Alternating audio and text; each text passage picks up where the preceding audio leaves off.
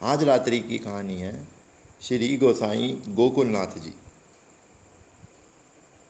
श्री मद वल्लभाचार्य जी के वंश में अर्थात श्री वल्लभाचार्य जी के पौत्र एवं श्री विट्ठलनाथ जी के चतुर्थ पुत्र श्री गोकुलनाथ जी सद्गुणों के निधान थे।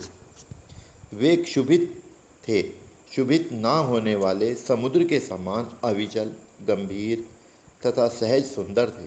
सर्वदा मधुर, सत्य एवं आवश्यकता अनुसार बोलने वाले थे।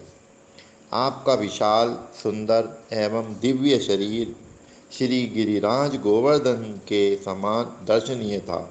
सारा संसार आपके भलेपन का साक्षी है।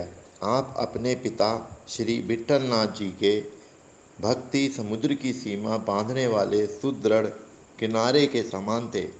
आप भगवत द्विभूति थे, बड़े तेजस्वी एवं प्रतापी थे। अतः बड़े बड़े राजा महाराजा, श्रेष्ठ व्यक्ति आपके चरणों में अपना सिर झुकाकर सादर नमस्कार करते थे। आपका हृदय परम पवित्र था। आप निर्विकार मन बुद्धि वाले, परम उदार और भजन भाव की राशि थे। श्री गोवर्धन नाथ जी से बड़ा स्नेह करते थे। श्री गोसाई गोकुलनाथ जी के विषय में विशेष विवरण निम्न प्रकार है। एक बार एक धनवान व्यक्ति आपका शिष्य होने के लिए आया। वह आपके लिए लाखों रुपये की भेंट लाया था। आपने उनसे पूछा कि क्या तुम्हारा कहीं किसी वस्तु पर ऐसा स्नेह है कि जिसके मिले बिना तुम्हारा तन मन व्याकुल हो जाता हो। उसने कहा, अजी, मेरा कहीं किसी भी वस्तु में तनिक भी स्नेह नहीं है। तब आपने कहा कि यदि ऐसा है तब तो हम तुम्हें कदापि दीक्षा नहीं दे सकते। तुम किसी और को गुरु को खोजो।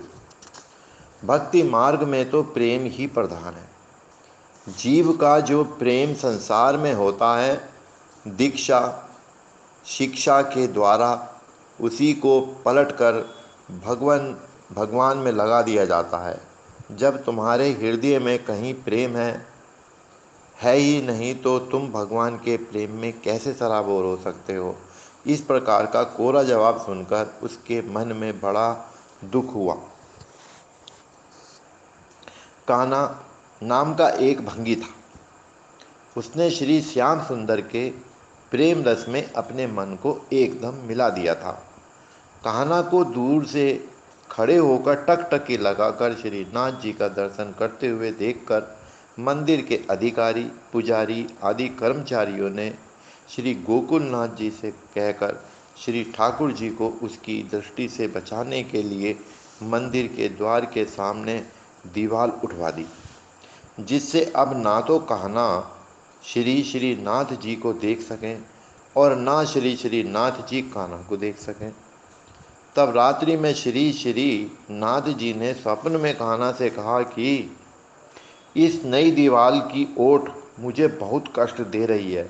अतः तुम श्री गोकुलनाथ जी से शीघ्र कहो कि वह बहुत जल्दी इस दीवार को हटवा दें, जिससे कि मैं विलचू कुंड की शोभा का दर्शन कर सकूं।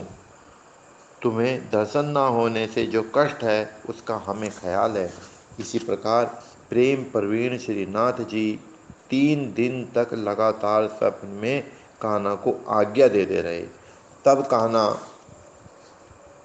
हिम्मत करके श्री गोसाई जी के द्वार पर गया और द्वारपाल से बोला, आप श्री गोसाई जी से मेरी प्रार्थना सुनाइए कि कान्हा आपसे कुछ कहना चाहता है, बात करना चाहता है। यह सुनकर द्वारपाल ने नाराज होकर कहा, अरे तू गोसाई जी से बात करेगा। इतने में किसी ने गोसाई जी से कहा कि कान्हा आपसे कुछ कहना चाहता है। तो आपने कहा, उसे शीघ्र बुलाओ। आने पर श्री गोसाई जी ने कहा, अहो, कहो तुम क्या कहना चाहते हो। तब कान्हा ने वही बात कही जो श्री नाथ जी ने इससे कही थी। सुनकर श्री गोकुलनाथ जी बड़े हर्षित हुए कि अहो, श्री नाथ जी ने मुझे अपना मानकर मुझसे कहने को कहा है। फिर तो आप कान्हा से बड़े प्रेम से मिले और बोले, यदि श्री श्याम सुंदर ने मेरा नाम लेकर कहा है तो अब उनकी बात नहीं टलेगी। श्री गोसाई जी ने तुरंत दीवाल गिरवा दी और कान्हा को उनका अनन्य सखा जानकर एक पारस यानी भोजन देने की आज्ञा दी। ओम जय सद्गुरुदेव, जय सद्गुरु माता, जय पशरणम, जय बजरंगबली। शुभ रात्रि।